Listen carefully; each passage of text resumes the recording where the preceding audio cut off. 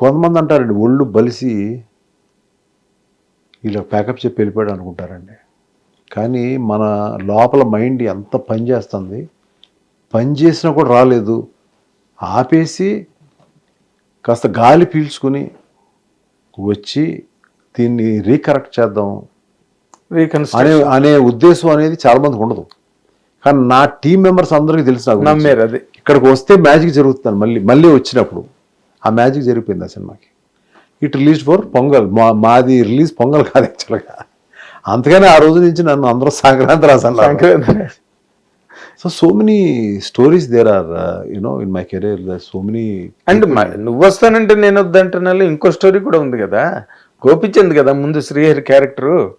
గోపిచంద్ తర్వాత ఆయన చెప్పాడు మేము చేసిన తప్పు ఏంటంటే, మొన్నే వర్షంలో త్రిషకి లవర్గా అనుకున్నాను కదండి, నా సిస్టర్ అయితే బాగోదు,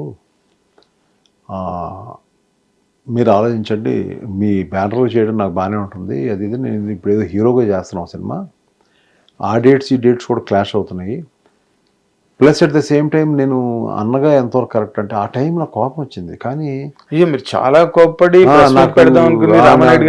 నాకు చాలా కోపం వచ్చింది, ఏంటి ఇలా అంటున్నాడు ఏంటని. కానీ అతనే కరెక్ట్ అయ్యాడు, నేను అది ఒప్పుకుంటా. ఆ కోపంలో నేను శ్రీహరి గారి దగ్గరికి వెళ్ళాను, నేను ఫోన్ చేశాను, సార్ గురుగారు, ఎందుకంటే ఆయన నా స్ట్రీట్ ఫైటర్ సినిమాలో 6 రౌడీలో ఒకడు, నేను మీ దగ్గరకు వస్తానండి, నేను లేదు నేను నాకు ప్రశాంతత కావాలి, మీ ఇంటికి వస్తాను, మంచి వేడిగా టీ ఇప్పించండి అన్న. ఆయన ఎందుకు వస్తాడో అర్థం కాలే ఆయనకి. వెళ్ళిన తర్వాత టీ తాగి డబడబడబడో కథ చెప్తున్నాను, ఎందుకు చెప్తున్నాడో ఆయన కూడా తెలియదు. ఇది ఎంత ఎందుకు చెప్పారు సార్ నాకు అన్నాడు. ఇందులో మీకు ఏ క్యారెక్టర్ పోదంటే అన్న ఎవడో భలే ఉన్నాడండి అన్నాడు, అది మీరు చేస్తారన్న. షాక్ అయిపోయింటాడు. షాక్ అవ్వలేదు, కళ్ళ నీళ్ళు వచ్చినాయి, జల రాళ్ళు ఇప్పటికీ గుర్తు, పాప ఆయన లేడు, ఇప్పటికీ నాకు గుర్తు. రాజుగారు, ఈ సినిమా నాకు బ్రేక్ సార్, దీనివల్ల నాకు ఎన్ని సినిమాలు వస్తాయో నాకు తెలుసు, డబ్బు గురించి మీరు నన్ను ఏం అడగద్దు, మీరు ఎంత ఇస్తే అంత తీసుకుంటాను, ఈ సినిమా నేను చేస్తున్నాను, నేను దీనికి ఎలా ప్రాణం పెట్టాలో ఆ ప్రాణాన్ని నేను పెడతాను.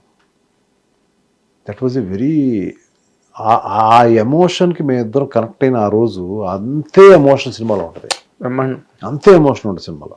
అవును, చాలా చాలా. అది మనం ఎప్పుడు తీయగలం? మనం ఒక ఆర్టిస్ట్ని లవ్ చేసి ప్రేమించి ఎందుకు ఈ సినిమా తీయాలి? నా ఒక్కడి కోసమేనా? వాళ్ళు ఇబ్బంది పెడతా ఉంటే ఆ బాధలు పడుతూ నేను తీయాలా? వాళ్ళంటే ఒక ఎమోషన్ నేను ఫీల్ అయితే, ఓకే ఇతనితో ఇలా క్యారెక్టర్ ఇలా చేయించుకోగలను. సో నాకు ఒక ఇన్వాల్వ్మెంట్ కావాలి నా యాక్టర్స్ మీద. అది ఒకలాగా it can be a hero heroine, or it can be a totally some character. కొంతమంది క్రియేటర్స్కి అటువంటి మూడ్, మనని మూడ్లో పెట్టగలిగే యాక్టర్స్ మనకు కావాలి. మన కథ మూడ్కి తగ్గట్టుగా యాక్టర్స్ ఉండాలి. మూడు చెడగొట్టే యాక్టర్స్ కాదు. మూడు చెడగొట్టే ఆర్టిస్ట్ చాలా కష్టం, అప్పటికప్పుడు తీసేస్తాను స్పాట్లో. ఎంతమంది తీసుంటారండి అలా మీరు సినిమాల నుంచి? అదే అలా ఇప్పుడు జరగలేదు కదా, ఇప్పుడు ఫిక్స్డ్గా అనుకున్న ఆర్టిస్టులతోనే చేశారనుకోండి. ఇప్పుడు ఒక ఫేజ్ అయిపోయింది మీ కెరీర్లో, చాలా ఫేజ్లు అయిపోయింది. సరే, ఫెయిల్యూర్స్ సక్సెస్ఫుల్ ఫేజ్లు వదిలేండి, ఒక ప్రొడ్యూసర్ ఫేజ్ కాదు ఇప్పుడు. మీరు డైరెక్టర్ అయ్యారు, రైట్? ఇప్పుడు తుని వాన దగ్గర నాగేంద్ర కుమార్, నేను మిమ్మల్ని ఆపుతున్నాను కాదని, నేను దర్శకుడుని కథ రాసేది నేను ముందు నుంచి కూడా తెలుసండి నాకు, కానీ ప్రపంచానికి తెలియదు కదా. మీరే కాదు, ప్రపంచానికంటే సినిమా థియేటర్కి వచ్చింది ఎందుకు? నా ఫిలింలో యాక్టర్స్ లేకపోయినా, పెద్ద డైరెక్టర్స్ లేకపోయినా కూడా ఎందుకు వచ్చారు సినిమాలకి? దే కేమ్ ఫర్ ఎంఎస్ రాజు. అది ఆ లోగో తాలూకు వాల్యూ దానికి ఉంది, అంతే కదండి. సో వాళ్ళకి ఈయన ఫిలిం అంటే ఏదో ఒక వెళ్ళి we can enjoy that film, ఏదో ఒక అవుట్ స్టాండింగ్ ఎలిమెంట్స్ ఉంటాయి కొన్ని అనే కదా. నేను ఇవాళ ఏదో ప్రౌడ్గా చెప్తాను విషయం కాదు, ఫ్యాక్ట్ చెప్తున్నాను నేను. దాని వెనకాల ఎంతో హార్డ్ వర్క్ ఉంటుంది. ఆ సినిమా నా జనం, నా ఫ్యాన్స్ వస్తున్నారు, సినిమా చూస్తారు, మార్నింగ్ షో, నేను వాళ్ళని మెప్పించగలిగాను లేదా అనేంత టెన్షన్ ఉంటుంది. అందులో ఎవరు స్టార్ కాస్ట్, ఎవరు డైరెక్టర్, ఎవరు సైడ్ ఆర్టిస్టులు. And MS Raju film, I can tell it proudly. నేను ఇది గర్వంగా చెప్పట్లేదు, గర్వంగా చెప్పే మాట కాదు ఇది. మీరు ఉన్నదే చెప్తున్నాను. ఆత్మవిశ్వాసంతో చెప్తున్నారు, జరిగింది చెప్తున్నారు. అది ఆత్మవిశ్వాసంతో చెప్తున్నాను. అవును.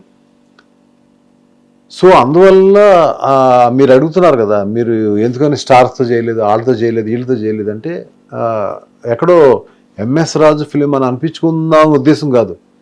నా కథకు తగ్గట్టు నాకు ఎవరు మోల్డ్ అయితే నేను వాళ్ళతో సినిమాలు తీశాను ఎక్కువ, తప్ప స్టార్తో చేయకూడదనే ఉద్దేశం కాదు. ఇప్పుడు కూడా నాకు అందరూ ఫోన్లు టచ్లో ఉంటారు, అందరితో మాట్లాడుతాను. వాళ్ళు ఒకటే థింగ్ ఏంటంటే వాళ్ళు షూటింగ్కి వెళ్ళను. నేను ఎక్కడ బయటికి ఎంఎస్ రాజు గారు వచ్చి ఫలానా హీరో దగ్గర, ఆయన అంతకుముందు ఆయన సినిమాల వల్ల స్టార్డమ్ అయిన హీరో గారి దగ్గరకు వచ్చి కూర్చుని ఇలా కూర్చున్నాడు, ఆయన డేట్లు అడుగుతున్నాడు అనేది ఇంతవరకు ఇండస్ట్రీలో లేదు.